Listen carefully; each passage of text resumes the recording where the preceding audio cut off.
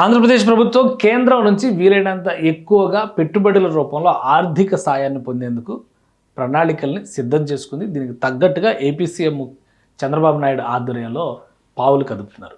కేంద్ర ఆర్థిక మంత్రి నిర్మలా సీతారామన్తో భేటీ అయిన చంద్రబాబు నాయుడు ఎంపీలతో సహా ఈరోజు ఒక కీలకమైన విజ్ఞప్తి చేశారు.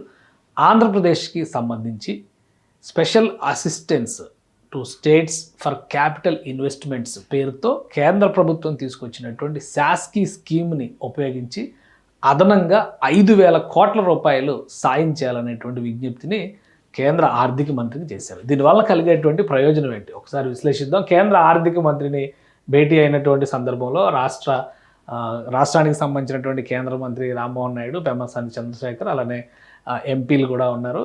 రాష్ట్ర ఆర్థిక మంత్రి పయ్యావుల కేశవ్ కూడా ఉన్నారు. సో ఇక్కడ చేసినటువంటి ప్రధానమైన విజ్ఞప్తి ఏంటంటే ఈ శాస్కీ అనేటువంటి స్కీమ్ని రాష్ట్ర ప్రభుత్వం పెద్ద ఎత్తున వినియోగించుకోవాలని చెప్పని ఆశిస్తోంది. ఇందులో భాగంగానే క్యాపిటల్ ఇన్వెస్ట్మెంట్స్ అంటే స్టేట్స్కి ఇచ్చేటువంటి సహాయంలో మూలధన పెట్టుబడి కింద ఈ బడ్జెట్లో ప్రత్యేకంగా కేటాయింపులు చేశారు. దానికి సంబంధించి అదనంగా 5,000 కోట్ల రూపాయలు ఇవ్వాలని ఆంధ్రప్రదేశ్ ప్రభుత్వం విజ్ఞప్తి చేసింది. ఈ 5,000 కోట్ల రూపాయలని కూడా ఇన్ఫ్రాస్ట్రక్చర్ డెవలప్మెంట్కి రాష్ట్ర ప్రభుత్వం ఉపయోగించబోతుంది. పైగా ఈ ఆర్థిక సంవత్సరంలో ఇప్పటి వరకు ఆంధ్రప్రదేశ్ ప్రభుత్వానికి 2,050 కోట్ల రూపాయలని కేంద్ర ప్రభుత్వం కేటాయించింది. సో ఇది కాకుండా మరొక 5,000 కోట్ల రూపాయల అదనపు సాయం కావాలని చెప్పని ముఖ్యమంత్రి చంద్రబాబు నాయుడు నిర్మలా సీతారామన్ గారిని విజ్ఞప్తి చేశారు.